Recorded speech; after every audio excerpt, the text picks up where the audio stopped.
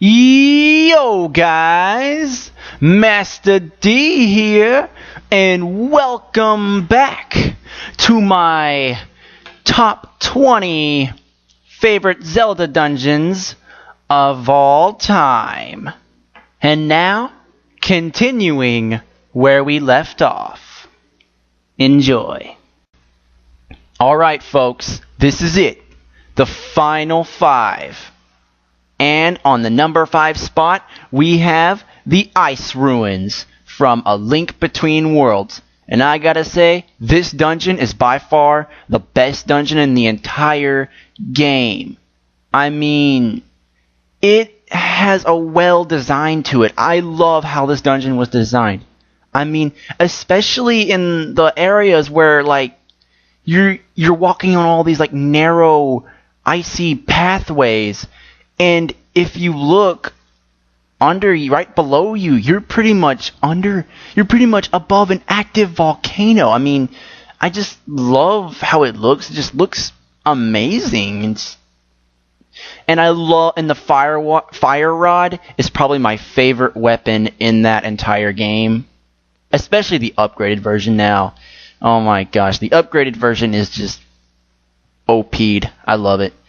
The boss was pretty decent too, and yeah, overall this dungeon was a pretty decent dungeon. I loved it. Can't really complain about it. And that's about it. Number 4, we have the Ancient Cistern. Now, before I say anything about this dungeon, I just want to say, for a water level, this dungeon was actually done right. I mean, well, let me rephrase that. For a water dungeon in a Zelda game,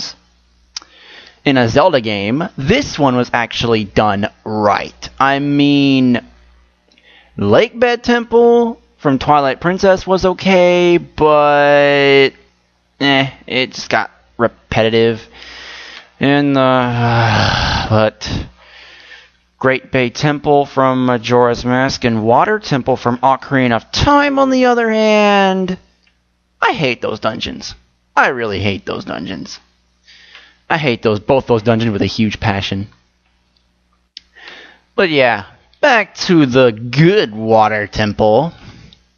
I mean, now thinking about it, Ancient Cistern doesn't necessarily feel like a water dungeon. It feels more like a light, dark dungeon in a way. I mean, in fact, the whole feel of the light, dark feel actually is what stood out to me. I mean, you start out the dungeon, it's all bright, beautiful, peaceful music, and it's just all colorful and stuff, and then you go down to the basement area, and it's all dark, creepy, and there's like undead running around everywhere, like zombies everywhere. And yeah, it was pretty creative. I actually liked it. I mean, I even loved the whole light dark theme to it, the heaven hell thing. I liked how they did that. It was pretty creative. I liked it.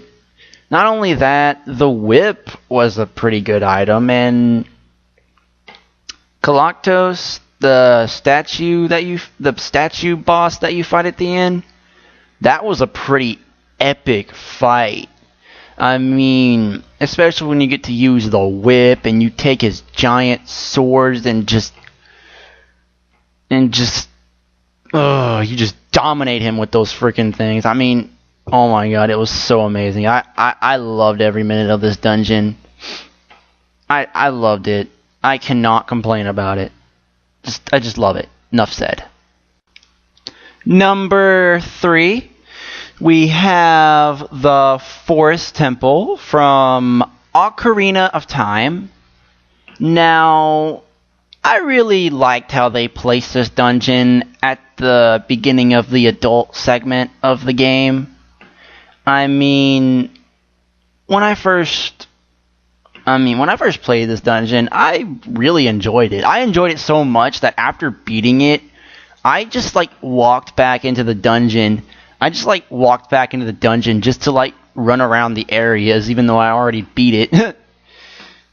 But yeah, I mean, this dungeon was actually a really good dungeon. I mean, I actually liked how like you had to chase down the 4 Poes and all that. It was actually pretty fun. It was pretty entertaining. I liked it. In that whole twisted hallway, now that tripped me out. I love that. I mean, the only thing I didn't like was the wall masters, but that's a small flaw. That's just a small flaw. It's nothing major. But yeah, and it had a good atmosphere to it too. I mean, I just liked the way it looked, and I liked how the music was. I liked how it kind of looked like an old abandoned mansion, pretty much. And one last thing I really enjoyed was the Phantom Ganon boss fight. Now that was a pretty good boss fight. I really enjoyed that fight. It was amazing. And yeah, that's pretty much it. I mean, Forest Temple, really amazing dungeon. Loved it.